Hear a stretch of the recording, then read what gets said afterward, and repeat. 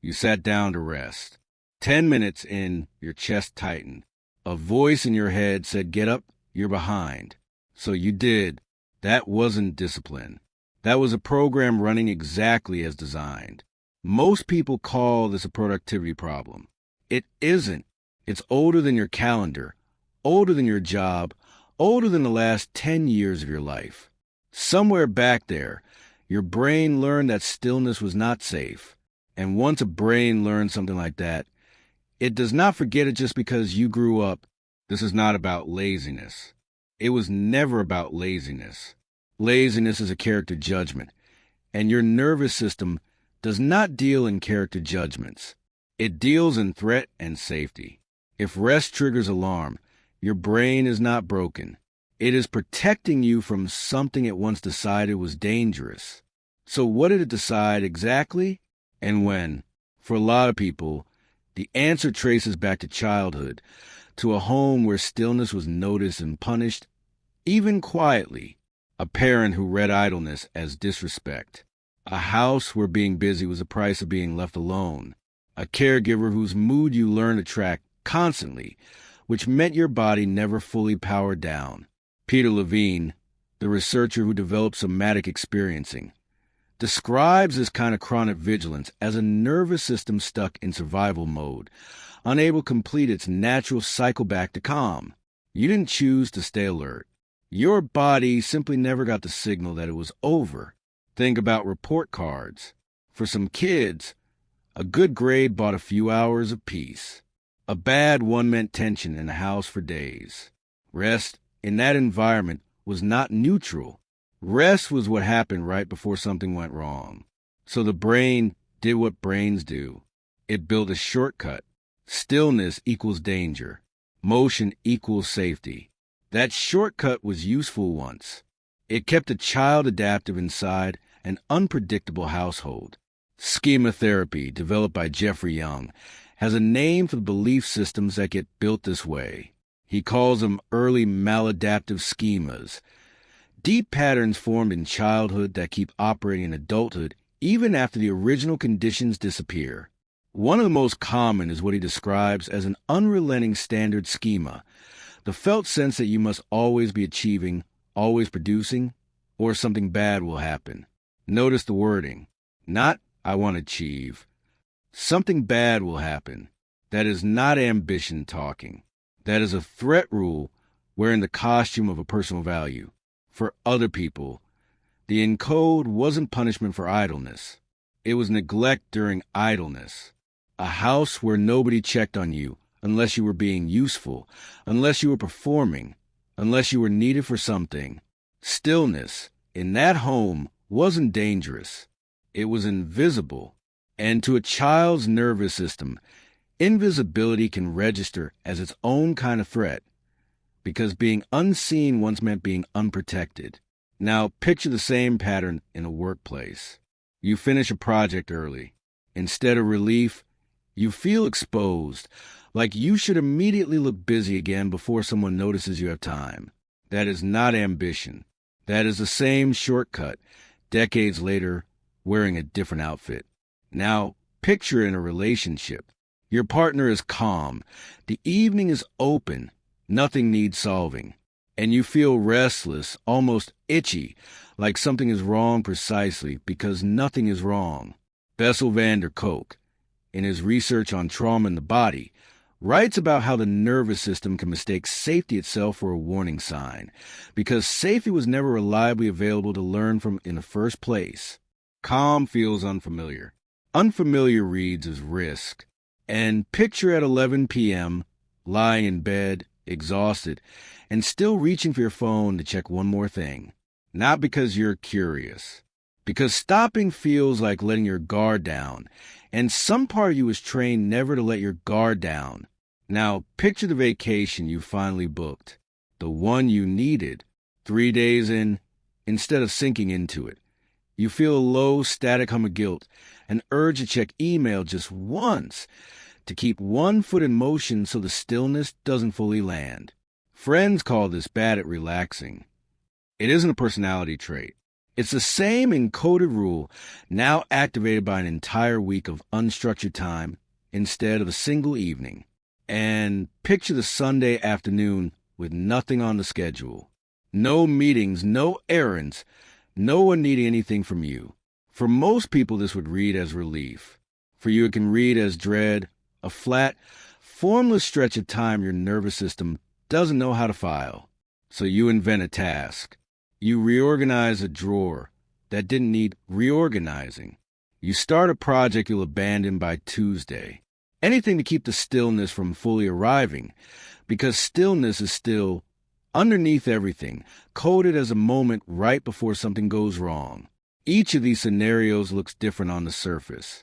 A finished project, a calm partner, a phone at midnight, a vacation, an empty Sunday. But underneath, it's the same rule firing in a different context, each time slightly more visible than the last, each time harder to explain away as circumstance. Here is where the mechanism becomes precise. This channel calls it the Encode-Trigger-Override model. Encode is the moment the pattern was first written. Not a single day, usually, but a season of your life where your brain drew a repeated conclusion from repeated evidence. This video is about that layer, the encode, the original data your nervous system used to build its rule about rest. Polyvagal theory, developed by Stephen Porges, offers a clean way to understand what happened physically. Your autonomic nervous system exists to answer one question over and over, faster than conscious thought. Am I safe right now? When a child's environment repeatedly answers no during moments of stillness, the nervous system encodes stillness itself as a trigger, not the actual threat. The threat might have been a parent's mood, an unstable home, an unpredictable outburst, but the brain, trying to protect you efficiently, doesn't file the memory that specifically. It files something broader and blunter. Rest is when bad things happen. Stay moving. That rule gets encoded once, sometimes across a few formative years, and then it runs quietly for decades. Nobody reapproves it. Nobody checks whether it's still accurate. It just executes. Here's the part most people miss. The encode doesn't care that your circumstances changed. It doesn't update just because you moved out, got a stable job, or built a calm home of your own. A rule encoded at 7 doesn't come with an expiration date.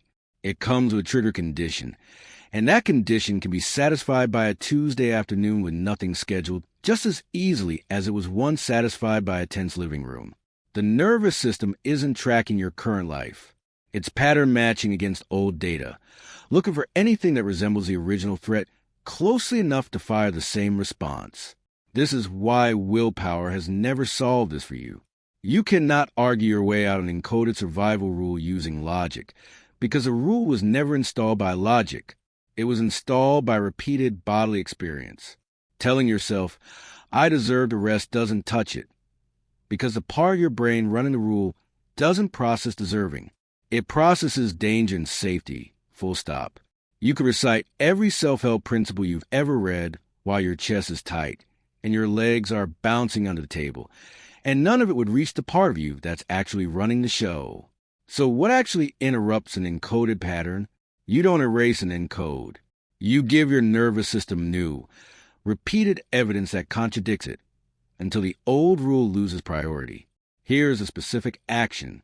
Tonight, set a timer for exactly 10 minutes and sit still doing nothing productive. No phone, no scrolling, no multitasking. When the urge to get up arrives, it will arrive fast. Don't obey it and don't fight it. Just narrate it out loud, quietly.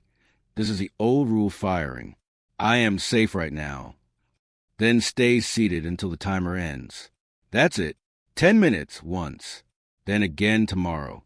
This works because you're giving your nervous system a small, repeatable data point that says stillness was survivable this time. One data point won't undo years of encoding, but it starts building a second file next to the old one, a competing record your brain can eventually trust more than the first. Notice what this does not require. It does not require you to understand your entire childhood. It does not require a breakthrough. It requires 10 minutes and a willingness to sit through discomfort without either obeying it or shaming yourself for feeling it. Do this for a week, and something small starts to shift. Not the encode itself. Not yet. What shifts first is your relationship to the alarm. You start to recognize the tightness in your chest as a signal rather than a command. You stop automatically obeying the urge to get up, and that half second of recognition, that pause between the alarm and reaction, is where every future override becomes possible. Peter Levine calls this titration, taking a threat response in small enough doses that the nervous system can process it instead of being flooded by it. 10 minutes is a dose. It is not a cure. It is not supposed to be. Here's the harder truth underneath all of this. The encode explains where the rule came from. It does not yet explain why it keeps firing today in situations that have nothing to do with your childhood home. Why does a text message left unread for 20 minutes feel unbearable? Why does an empty Sunday afternoon make your skin crawl? Why can a single quiet hour undo a whole day of feeling steady? That is not the encode anymore. That is a trigger. The specific modern conditions that activate an old rule in a body that no longer lives in the house where the rule was written. You already know the encode now. You know roughly when it was written and roughly why. What you don't know yet. And what actually determines whether you spend the next decade fighting the same alarm is what specifically sets it off in your life today. Not childhood in general. Not stress in general. The precise, repeatable condition that flips the switch every single time, whether you're aware of it or not. You sat down to rest. 10 minutes in, your chest tightened. And now you know that voice telling you to get up isn't wisdom, and it isn't discipline. It's a program, encoded long before you had a say in it, still running exactly as designed, waiting for the next trigger to prove it right. This is the encode. There's also a trigger the exact moment success itself sets off the same alarm. That's why you sabotage success right before it arrives. Walks through. Watch it next.